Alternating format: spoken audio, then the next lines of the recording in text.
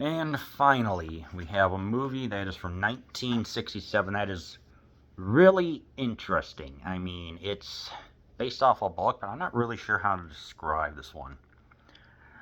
So I'm just going to just read it. This is Lee Marvin in Point Blank from 1967. One man's quest for revenge, an action classic from the director of Deliverance. They double-crossed Walker, took his 93,000 cut out of the heist and left him for dead, but they didn't finish the job. Big mistake. He, someday, somehow, is going to finish them. Lee Marvin is in full anti-hero mode as remorseless Walker, talking the talk and walking the walk in John Borman's Deliverance, edgy neo-noir classic with imaginative new wave style. Blunt dialogue and Walker's relentless quest that one by one smashes the corporate pecking order of a crime group called the Organization. Angie Dickinson plays the accomplice who uses her seductive wiles to ensnare one of Walker's prey. I want my 93 grand, Walker growls at him. Throughout, the payoff is that to that demand is action that hits like a fat slug from the 38 Lee Marvin uses as an extension of his fist, says Newsweek. What a description. So yeah, Point Blank. So yeah. What makes this film stand out is a couple of motifs I've noticed. One, there's the silence that goes on for a while, and then suddenly the intensity that wallops you right over the face. Like, I mean, when it does, I mean, just the violence and the gunshots and everything else. It's, well, bam, just like that, you know. The second is the non-linear storytelling. It's adapted from a book, which I'll get into later. So it must have been hard to translate that onto the screen, but somehow they did. Of course, with one person being here and another there, and then going back into the past as they're trying to figure out, like, as you're trying to piece together every single detail. It makes for an interesting watch. I think this is one of those movies you can enjoy it on the first view, but on the second time you watch it twice, you get a full understanding of.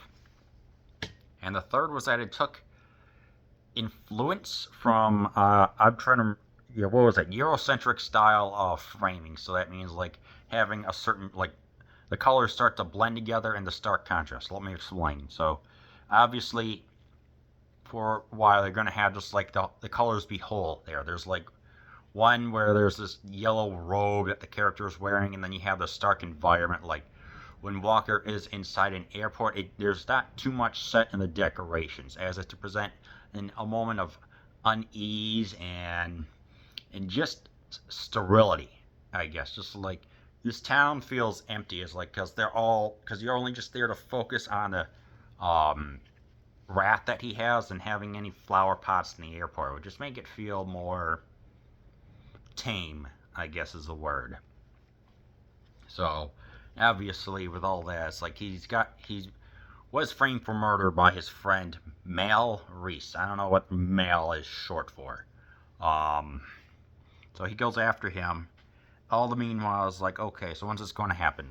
He has the beautiful female there who is working with Mal, and them, they're about to have sex on the penthouse suite, but lo and behold, our hero manages to get up there, and we realize, oh yeah, he's just the first part, and there's three other people. So our anti-hero, goes through the other three: Fairfax, Carter, and some other person whose name eludes me.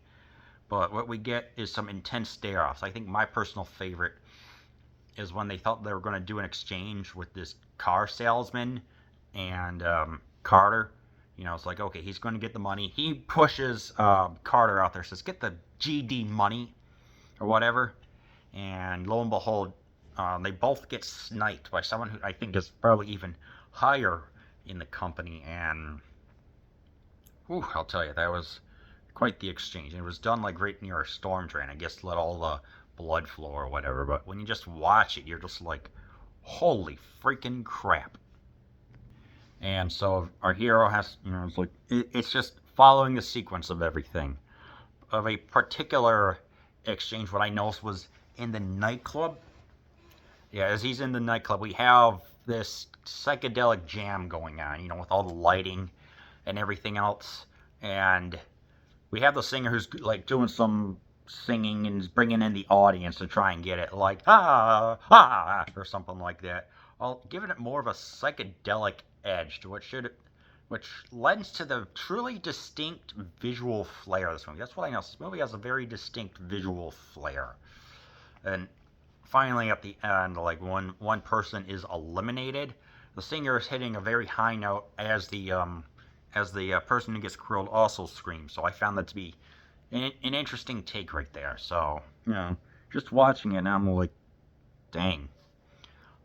So eventually at the end, we get to see the sniper. It turns out it's a guy named Yost and someone else, and says, yeah, there was some corruption going on, something like that. Ultimately, supposedly our hero manages to get away, but I didn't reveal something in the beginning. He awakens in Alcatraz. For some reason, they're in Alcatraz, and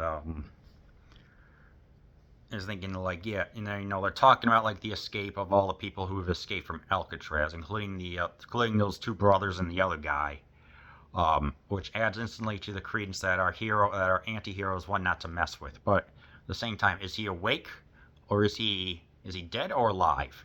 The director has said, it's up to you to interpret it.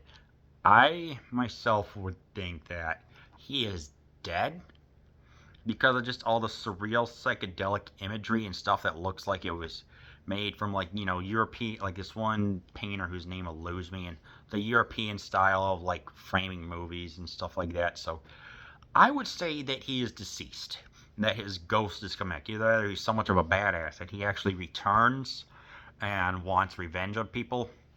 That's what I gather. So I'd say he's probably more dead. But yeah, definitely with all that being said, if you can find a copy of it, then I highly, highly recommend. Oh, and Lee Marvin himself actually started like a whole bunch of like movies and stuff like that. Still from World War II, worked with the director in how to frame everything. So yeah, definitely a hard-boiled mother effer in Point Blank.